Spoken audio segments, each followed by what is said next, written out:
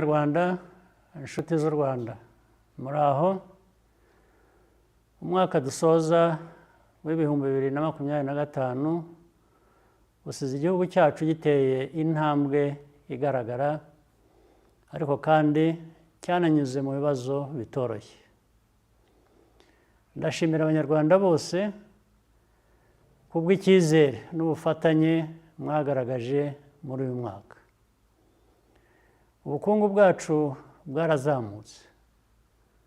Ubu inshingano dufite ni ukubungabunga kandi tugakoresha neza amikoro dufite nk'igihugu. Ibi biradusaba ko twishakamo ibisubizo bishya bikwiye gutuma duharana intego n'imigambi bishya. Nta wundi muntu dukwiye gutegerezaho iterambere n'imibereho myiza yacu. Igishoro kinini kandi cy'agaciro dufite nk'igihugu ni urubyiruko rushoboye. Ni inshingano zanyu nk'urubyiruko rw'u Rwanda gusigasira ibyo twubatse no kubiteza imbere. Ndizera ko ibyo byose mubyiteguye, niyo byasaba kwitanga, yaba ku giti cyanyu cyangwa twese hamwe. Mu rugendo twagenze, imbogamizi twazihinduyemo amahirwe kandi twarushijeho gukomera. Ntidukwiye na rimwe kwibagirwa aho twavuye, kandi uku niko bizakomeza kugira ngo bidufashe kwiyubaka uko tubyifuza. Several milestone events this year elevated Rwanda's profile internationally.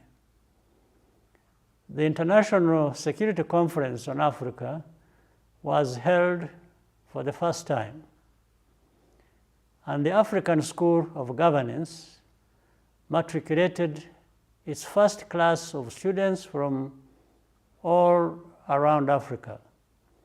We also convened a new annual event on nuclear power innovation for Africa.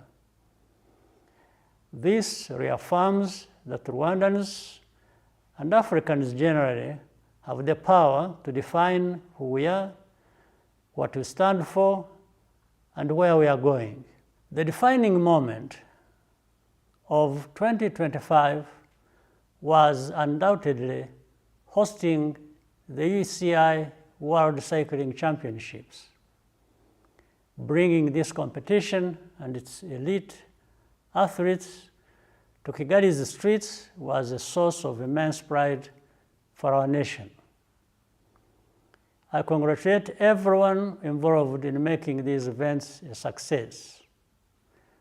Sports unifies and empowers communities across all boundaries. The world saw Rwanda and Africa in a new light. And much as we are not yet on top in football, the prospects for the future are promising thanks to the help of FIFA in building ourselves up. We also look forward to hosting the FIFA series next year.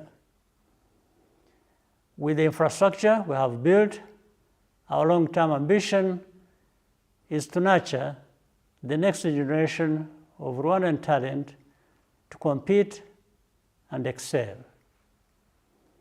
This month, Rwanda and the DRC signed the Washington Accords.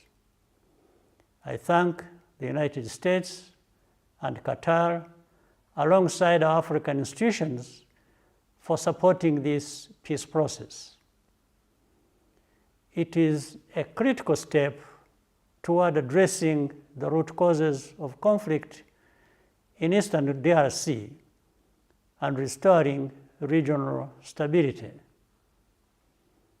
Rwanda is fully committed to implementing this agreement, but any threat to the peace and security of our people is unacceptable.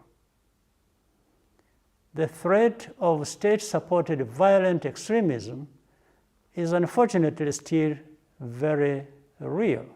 Ahazaza dukwiriye harashoboka. Tugomba kuguma mu nzira nziza, tugakomeza kugira icyizere kandi tugakomeza gutera imbere. Mu gihe twizihiza impera z'umwaka, ndasaba buri wese kwitwararika no kwita ku mutekano wacu n'uw'abadukikije. Buri wese afite uruhare rukomeye kugira ngo tugere ku ntego zacu. Jyewe n'umuryango wanjye twifurije Abanyarwanda n'inshuti z'u Rwanda umwaka mushya muhire w'ibyishimo n'uburumbuke.